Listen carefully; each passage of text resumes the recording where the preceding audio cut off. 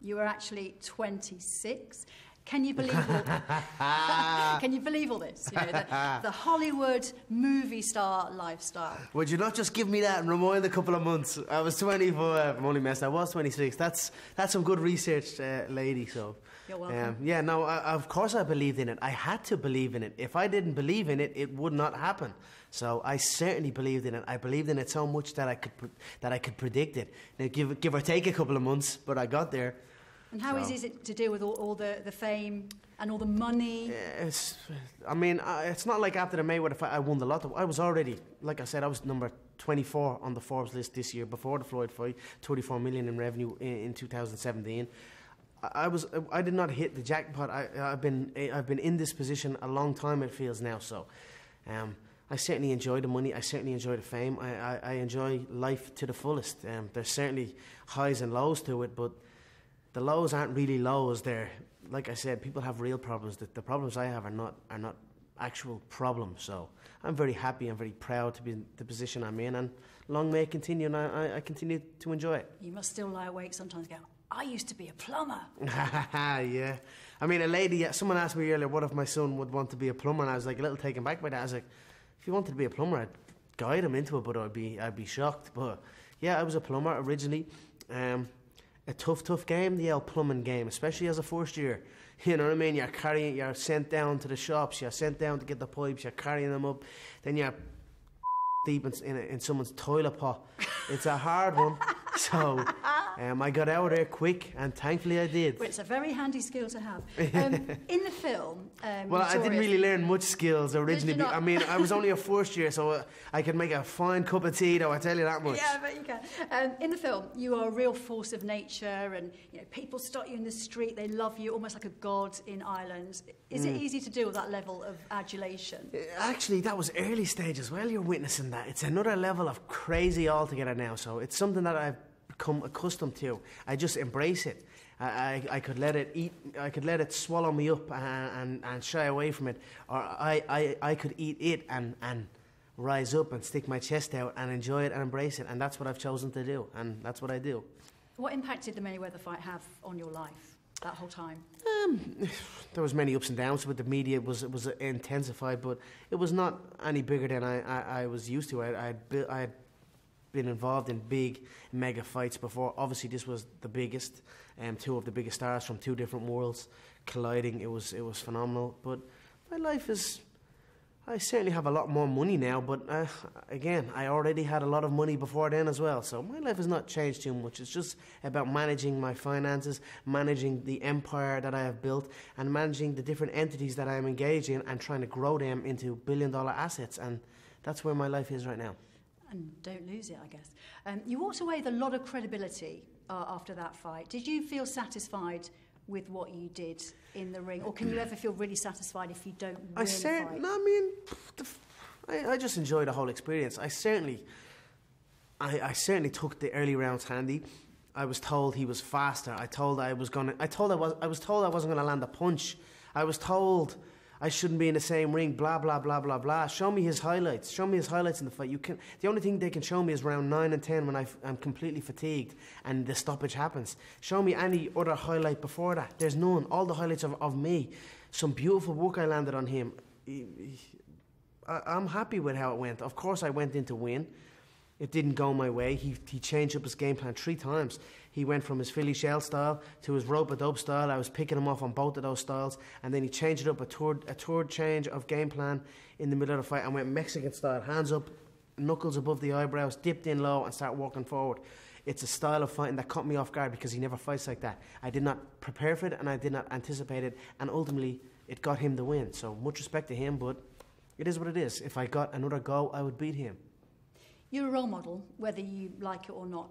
Do you ever regret some of the things that come out of your mouth? Of course. I mean, I must always remember that I'm a role model and I'm an athlete and a man and I have a kid and I'm still trying to figure that part out. I do put my foot in it. I do say offensive things.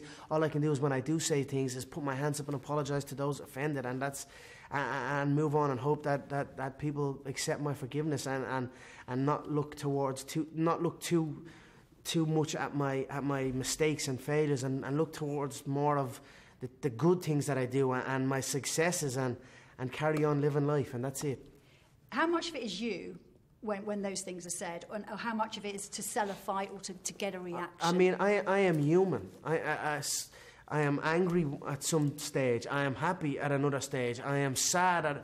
It's all me. It's all me. Sometimes you put your foot in it. Sometimes you don't. It's part and parcel of being under the microscope that is whatever it is. I don't even know what it is. It's the microscope of the media. Well, being a world superstar, yeah, I guess. But it's yeah. You recently called an opponent a faggot, which has caused huge controversy. Did you mean to do that? I mean, it is a homophobic slur. Yeah, is that just something that came out of your mouth? Yeah, it is, but it wasn't. I wouldn't actually like. After I said it, I wouldn't ring up. I have many gay friends, and many friends of that like. I campaigned when we were campaigning for gay marriage to legalise it. I was a big campaigner for it.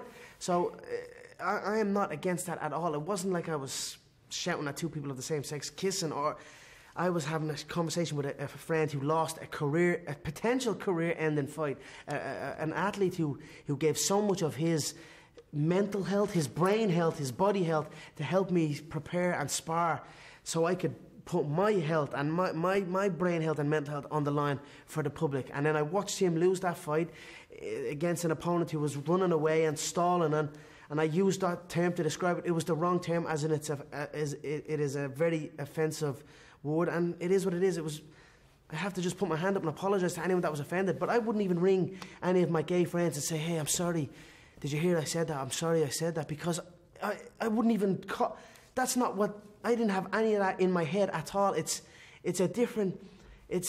was a different meaning in my... You know what I mean? There's different meanings to it, but it's an offensive word, and I shouldn't have said it, and I've got to just hold up my hands and say I'm sorry for anyone that's offended, and again, carry on and hope people can accept my forgiveness. What if Conor Jr. started to copy some of your fight talk, your trash talk, when he starts to talk? Would you be quite cool with that? The fight game is a cruel and ruthless business. You must get in there. Someone is going in to do me grievous bodily harm. Like, really. Someone wants my head drilled into the floor at 100 miles an hour. It is what it is. You're going to say things when you come face to face with a person who's trying to do that to you, who's trying to hurt you, who's trying to maim you for life, and who's trying to take food off your table. That's going to happen. So if he is to say it, it is what it is. I will just hope he I don't know.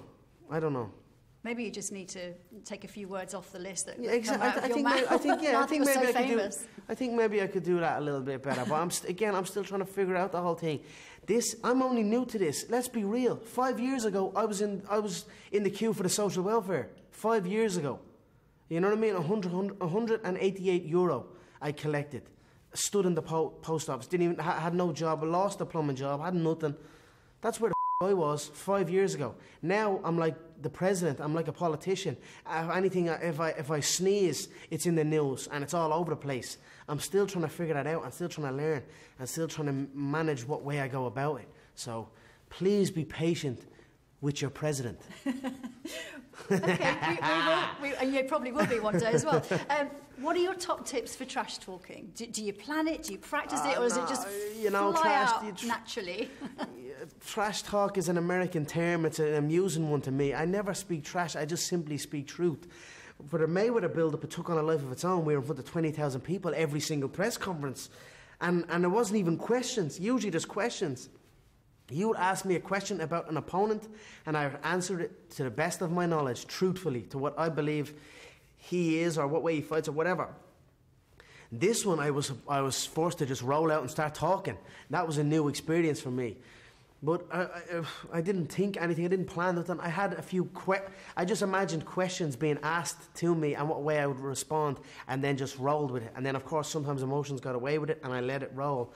And some turned into gold, some turned into not so gold. So it is what it is. You are a natural at talking out loud in front of people. Well, it's a skill set. It's a skill. It ain't easy. Try roll up there with 20,000 people, and then try on your right shoulder having a guy that's gonna smack the head off you if he gets the chance. It's an unusual game, but It's a very addictive game. Among all the fighting, the blood, the trash talk in the film, the really sweet part of the film and the really